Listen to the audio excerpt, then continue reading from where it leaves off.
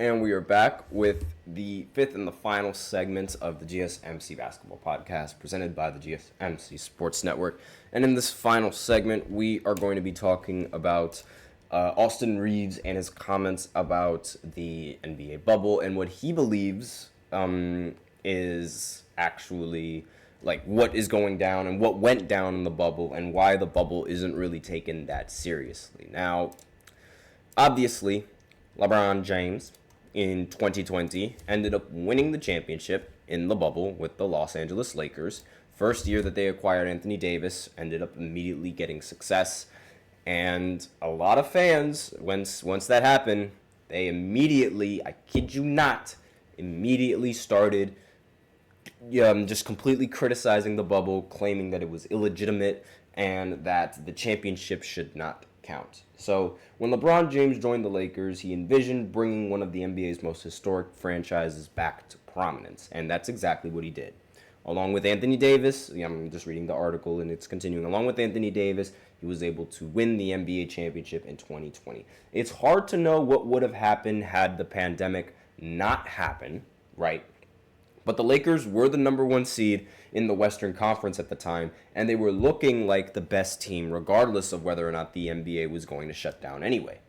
Even though the Lakers have been able to get back into the finals, have not been able to get back into the finals since, it's hard to deny how, special that 2020 team was and that they were deserving of the championship. I mean, this was also, just think of the context behind it. In 2020, that was the year that Kobe ended up passing away in that helicopter crash, and Gigi and everybody else on the helicopter, rest in peace. And it seemed like that Kobe's death, it fits the narrative pretty well.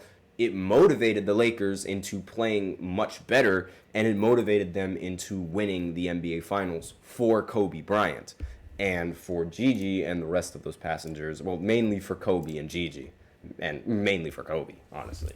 And it fits the narrative really well. And at the end of the day, they ended up getting the job done. And people, they still try to sort of negate the championship that the Lakers ended up winning. And a lot of people, they call it a Mickey Mouse ring, because the games were played in ESPN and Orlando, Florida, in Disneyland, where the ESPN section for Disney World, the ESPN section for Disney World is over in Florida. That was essentially where the bubble was being held. I'm sure all of you guys remember that, and it's it gets called a Mickey Mouse ring for that. Now, Reaves made a good point in this commenting, in the comments that he has. So he says, quote, "It's not a Mickey Mouse ring. I don't want to say it's the hardest. Everybody had an equal playing field. I think it's the same as every other year. I just think if LeBron doesn't win it, then nobody says anything. And this is the reason why this entire bubble is considered illegitimate. I don't care what side you're on. You think that the bubble is illegitimate, it's because you are a LeBron hater. This was the reason why the bubble was considered illegitimate. If it was anyone else that wasn't LeBron, then they would have considered this championship legitimate, and they would have used it to bash LeBron's legacy, saying it was another missed opportunity and it was another finals loss for him, if that were to end up happening. And how do I know this? The Lakers and LeBron get more hate for winning a title than the Clippers do for not even making the finals. People forget that in the bubble, the Clippers choked the entire series away against Denver and allowed Denver to make it farther than them in the postseason. They blew another 3-1 lead with what was thought to be the best backcourt defensive duo since Michael Jordan and Scottie Pippen, the same two people that ended up winning back-to-back-to-back championships twice. They got compared to that, and as a duo, they have not been able to make it past the second round. The Clippers do not get enough hate for that, but the Lakers, for winning a title, get all the hate for winning that title. It makes 0 sense. It genuinely does not make any sense. And towards the beginning of the bubble, everybody was saying how amazing it is and how it was like, oh, everybody is on an even playing field. So it's like, sure, it negates home field advantage, but now we can actually see pound for pound which team is the better team without that kind of advantage.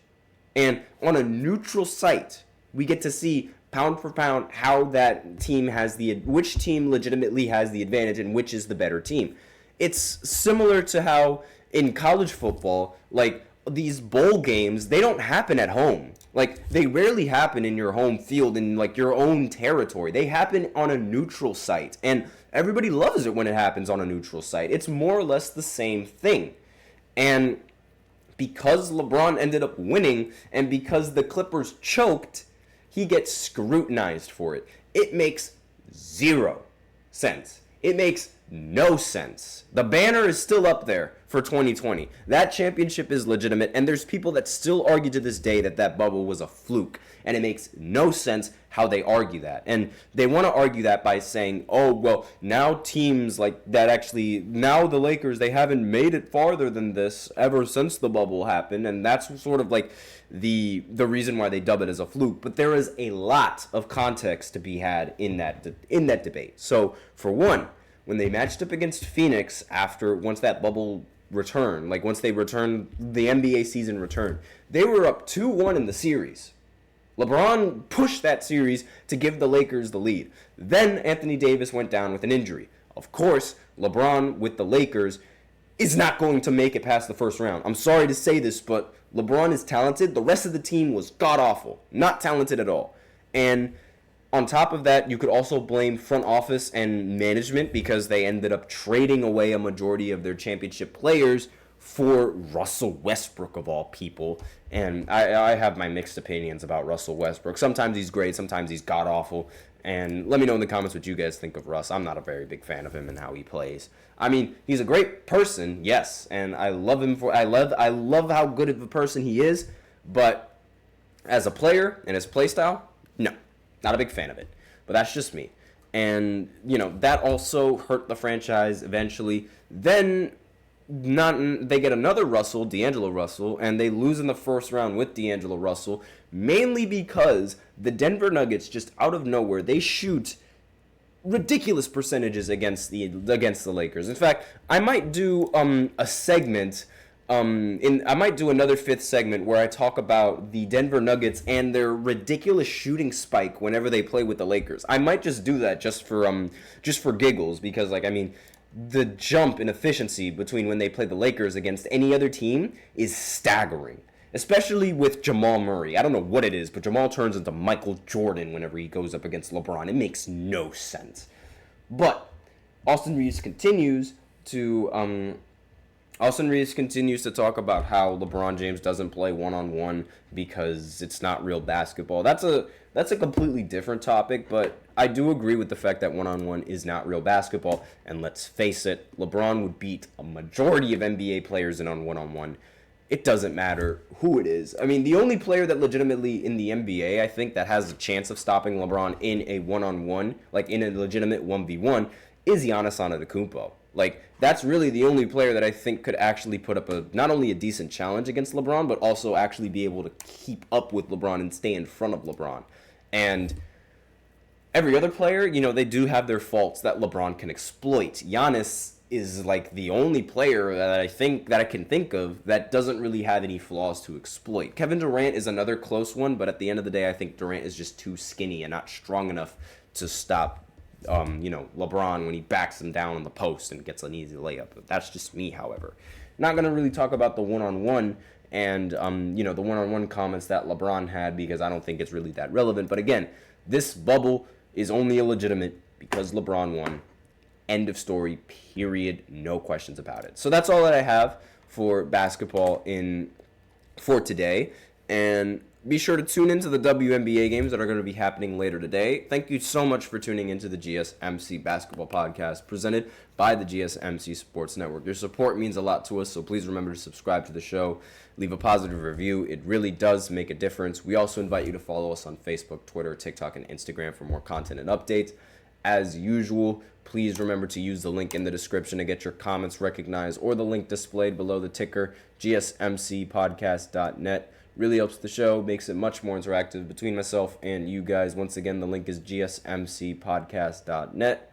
That's all that I have for you guys today. Thank you so much for tuning in. I am your host, Nelson. I'm starving, and as always, take care.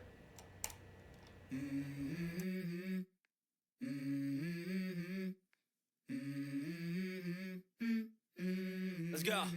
I wake up to a little bit of drool on my pillow, feel like it's gonna be a bad day. Yeah, I'm tired of shit, and the coffee ain't hit yet. Damn, ain't that great. I don't wanna